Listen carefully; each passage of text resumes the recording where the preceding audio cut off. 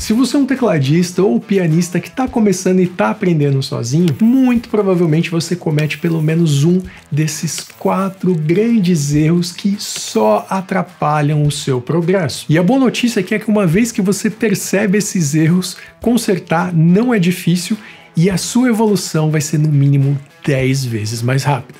Então, assiste até o final.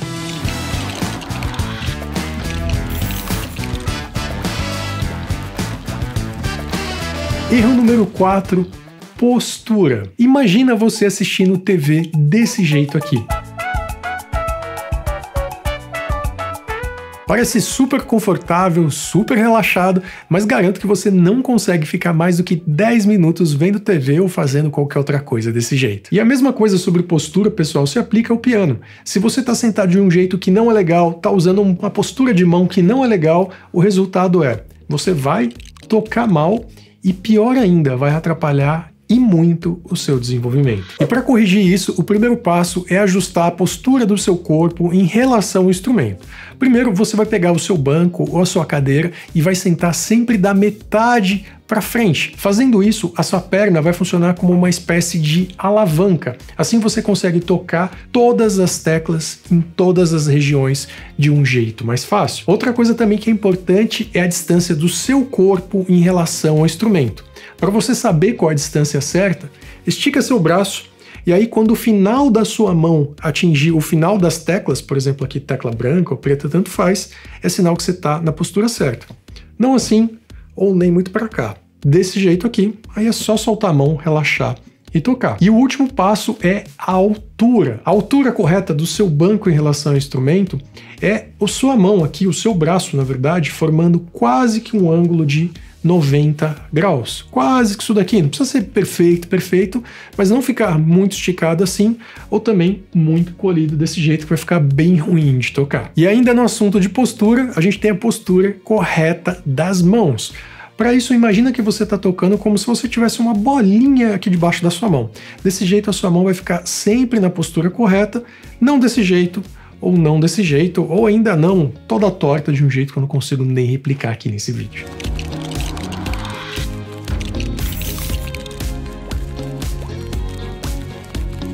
O erro 3 é tocar em só uma oitava do instrumento. E mais comum ainda do que esse erro é você assistir esse vídeo e não deixar o seu like.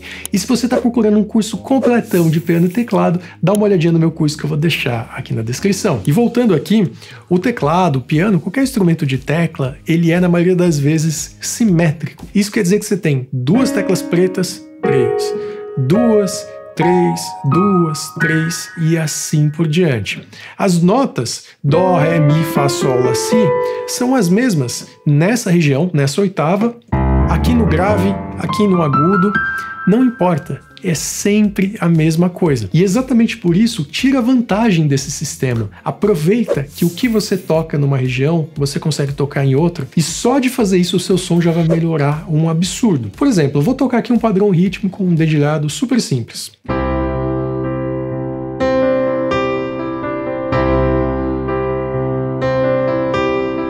Ele tem essa melodiazinha aqui no final. Ao invés de eu tocar essa melodia na mesma oitava, eu vou mudar para a oitava de cima. Vai só assim, ó.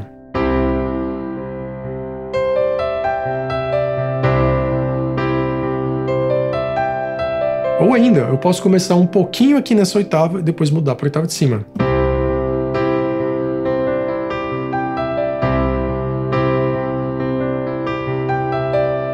Mesma coisa para a mão esquerda. Vamos supor que você está tocando aqui, você pode fazer a nota grave e depois já mover aqui para cima.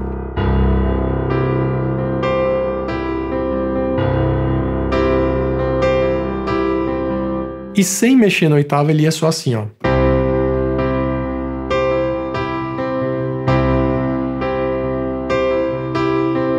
Mexendo na oitava.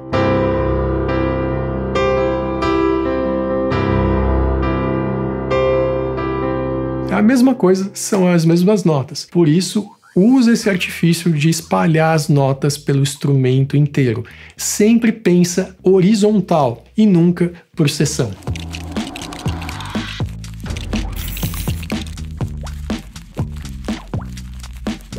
Erro número 2, perder tempo tocando. Esse aqui, pessoal, é muito importante e por mais que soe contraditório, como assim? Você tá falando para eu melhorar, mas tá falando para eu não tocar, vou perder tempo tocando?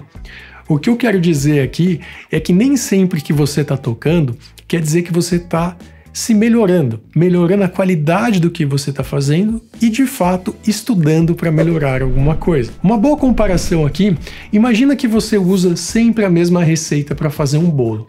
E esse bolo, pessoal, ele é horrível. Meu ponto é, para que você vai continuar insistindo numa receita ruim, que ninguém gosta, e fazendo tudo de novo outra vez? Como que você melhora isso? Como que você deixa esse bolo melhor? Mudando a sua receita e mudando o seu método, às vezes os ingredientes, o jeito de você fazer, que é exatamente a mesma coisa que você precisa fazer quando você for tocar. Não adianta você fazer tudo igual sempre e querer resultados diferentes. Não adianta, como diz o ditado, não adianta você plantar batata e querer colher cebola. Nunca vai funcionar.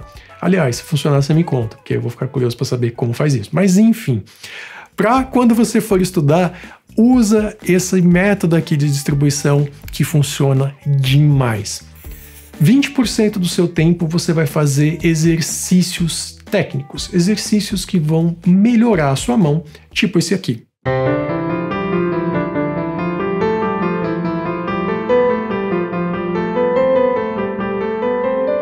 E por aí vai, tem vários. Nos outros, também 20%, você vai usar fazendo exercícios que vão te melhorar musicalmente. Por exemplo, aprendendo harmonia, teoria musical e várias outras coisas.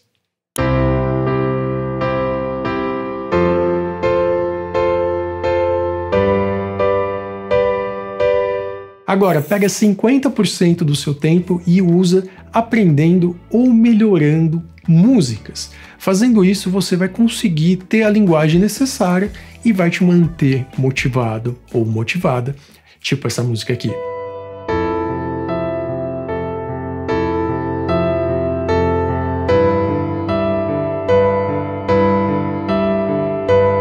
E os 10% que sobraram é completamente livre.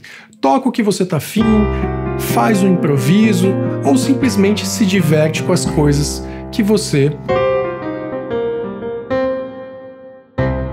já aprendeu.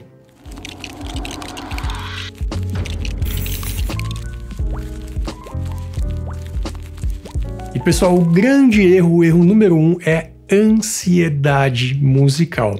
Confesso para vocês que isso é uma coisa que eu já venho percebendo há mais de 2 décadas ensinando piano e teclado. É a pior coisa que um estudante de piano ou teclado pode ter. Isso faz com que você perca a sua motivação, que você começa a achar que você não tem talento, que não serve para aquilo, e tudo que vai resultar dessa ansiedade musical é fazer com que você desista do seu sonho de aprender piano ou teclado. Às vezes você acha que é difícil aprender porque é difícil de tocar com as 2 mãos, difícil de aprender escalas, teoria, ler partitura, mas na verdade o que provavelmente você está sofrendo é a pressão da ansiedade musical e não de fato a dificuldade de aprender uma nova linguagem, como a gente falou nos itens anteriores. Então beleza, como que eu faço para evitar essa ansiedade musical? O primeiro passo é você ter em mente que aprender um instrumento, sim, requer tempo e requer um mínimo de dedicação ali necessário. E uma ótima comparação para ajudar a gente a entender isso é pensar em idiomas.